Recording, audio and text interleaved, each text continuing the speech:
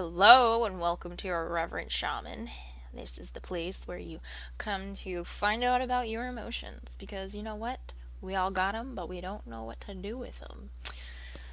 So, yeah, you know how we do, there's all these great blogs and wonderful teachings, and, we even learn in school about nutrition and exercise and having to take care of your body, but we're all kind of like, oh, emotions, we shouldn't have those. How about that? Yeah, woo.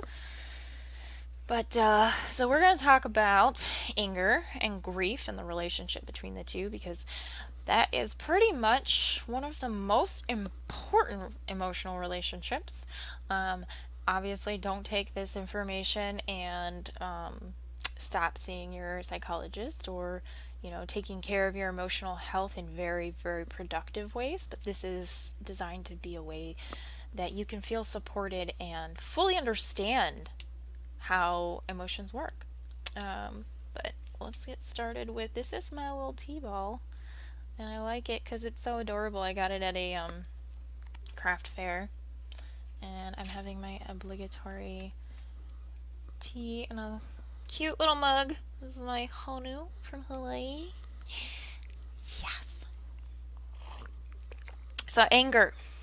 Anger. Have you ever had a moment where you were just angry about nothing? And of course, whoever was chilling with you was like, "Oh, is it that time of the month?" And you're like, "Maybe it is, maybe it isn't." But that's not the point. The point is, you put your socks in the dryer, and I told you to hang them on the clothesline because we have to have freshly scented socks. Yeah. Stuff that doesn't matter, maybe? Maybe? And maybe it is that time of the month. But that's not the point. The point is, most of this unresolvable, undying anger is not anger at all. It's grief masquerading as anger. And most of us, especially in the American white people culture, have no idea how to deal with grief or what grief even is. So, the most of us realize that grief happens only one time, and that is when somebody close to you dies, and that's it. And that's the only time that grief is allowed to happen or ever does happen, and the rest of it we don't even. Whoop, doesn't it's not even on our radar. But grief can happen in many, many ways, and it's things that you don't even expect to be grievable offenses. And then because we don't honor that emotion as grief, we feel like it's going to be forever and ever and ever because we stuff it and we hide it, and then it becomes usually anger. Sometimes it festers a little longer, becomes resentment. So if anyone here has had their gallbladder removed, you might want to check yourself for grief, anger, and resentment. Because resentment is the gallbladder, anger is in the liver, and grief is in the lung, according to Chinese medicine theory. So that was how I figured it out. I will tell you a story. When I was 5 years old, and this is one of those grief moments where you're like, huh? Is that grief? Really? Grief is any kind of loss. So I had this amazing, amazing, beautiful pink colored pencil that had an eraser when I was 5.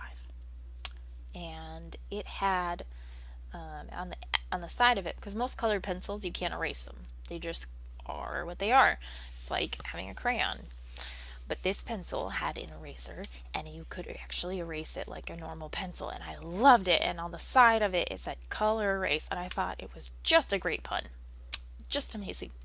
So I would draw pictures of my pencil in while using my pencil, and I would draw it like a pencil, and I write on the side color erase. Ha ha ha! What a great joke. Well, this little boy who was in my class, and I was homeschooled, so he was the only boy in my class. No, he was not my brother. My mom used to homeschool the whole neighborhood. No, just one kid. as well as me. So he's sitting there and he's like, "Oh, I found a really cool way that you can break a pencil." And I was like, "Okay." And it didn't dawn on me that he really meant, "I'm gonna break your pencil." But he had the pencil and he's like, "Okay, hold it like this." Like, okay. And he takes another pencil and he goes, "Phew," and he flicks my pencil. And I was like, and it just did nothing, just dink, dink. He kept trying, kept trying, kept trying. So finally, he got so irritated with the whole thing, he just grabbed my pencil and then broke it in half. Oh, oh, I cried and I cried because this was the only most perfect pencil in the world, and I'd never seen anything like it. But of course, there's no reason to cry over a broken pencil.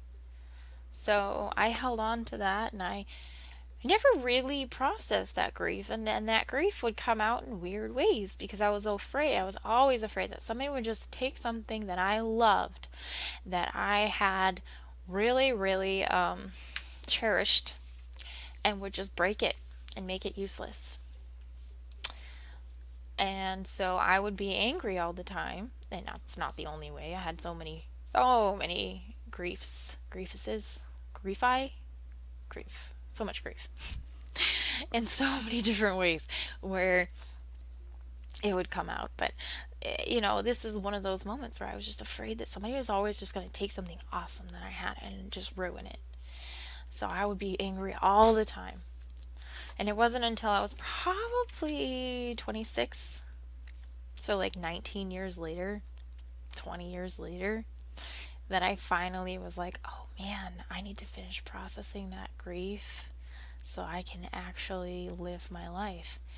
And once I did, I was no longer constantly panicking about that. I was no longer constantly panicking that someone would just take something so awesome that I had and just break it. So that's my cute little story on unexpected grief. But grief is really just any way that you lose something, and it could be the grief of a loss of an idea or a way you thought your life was going to go, and when it makes a big turn, you keep kind of coming back to that one way that you were going to go, and there's a some parts of you, all of you, every other part of you that's trying to go that way when really your life is going this way, and you got to get this part of you on board so that you can feel actually peaceful in your life. So what you do is you have to process the grief around how you thought your life was going to go instead of keep trying to go that way. Because where it is now is where you're supposed to be. Good, bad, ugly is where you're supposed to be. So let's do a little process around grief. So if you ever find yourself in a situation where you're just undyingly angry, sit with yourself for a moment and go, okay, well, let's step back and let's look at grief. Get in a quiet room, make yourself a cup of tea.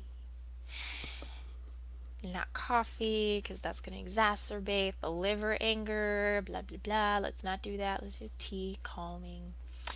And you just kind of ask yourself, okay, well, what am I afraid of losing? Okay, answered that question. And is this grief mine, or is this grief someone else's? Am I being sensitive to someone else losing something? Because that's very common. A lot of times we're running around thinking that everybody else's emotions are our own because we don't know how our own emotions work. And let me tell you, a lot of us are empathic. We feel everybody's emotions, or we think we feel everybody's emotions when they're really not even feeling that. So we just need to process what we think they're feeling, and kind of let go of that. Because those emotions are not useful. They can do their own emotional processing, and we don't have to do it for them. Especially, people in this generation are very overly sensitive, and we get a lot of crap for that. But it's really because we are actually feeling other people's emotions and we're overstimulated with emotion. So we just let it go. Okay. So you ask yourself, is this my emotion or is this someone else's emotion? If it's someone else's emotion, then you ask yourself, why would I be sensitive to so and so's emotion? Because I love them, because I'm afraid of them, because they remind me of somebody in my past who acted XYZ way. Or why would I have grief around this? And then you just kind of sit back and let it wash over you. Don't try to think about why you would have that, but just kind of ask the question and allow whatever to come up, come up. And then, if there's a memory, that's a beautiful thing. And you just kind of remember that feeling that you had. Don't go down that path of he should never, she should never, this shouldn't have happened. Do not follow that rabbit trail. You just go, this is a memory. And then you experience the memory for what it is. And then when you no longer have these, rapid fire memory pictures in your mind, you just kind of let them go and you come back to present. And you ask, is there anything else here? Do I have any other grief? And that's all you have to do. And then when you're fully exhausted, because that is exhausting work, I'm not going to lie to you, it's exhausting work. When you're fully exhausted, you just let it all go and you will feel so much better. The first couple of times you do this, you will be very tired and you will sleep for a long time. You might have weird dreams, and you're going to want to drink a lot of water. But the more you do it, the easier it will get, the less you will sleep afterwards, and the better you will react to the people around you because you just won't be so angry anymore. So that is what I have to share with you. If you enjoyed this video, then keep practicing it and continue to share and push the like button, all those good things. Because you're not the only one. There's so many people out there who are feeling, I don't know how to deal with this anger that I have. Yeah, and then make sure to follow me on Instagram because that's my primary place of content these days.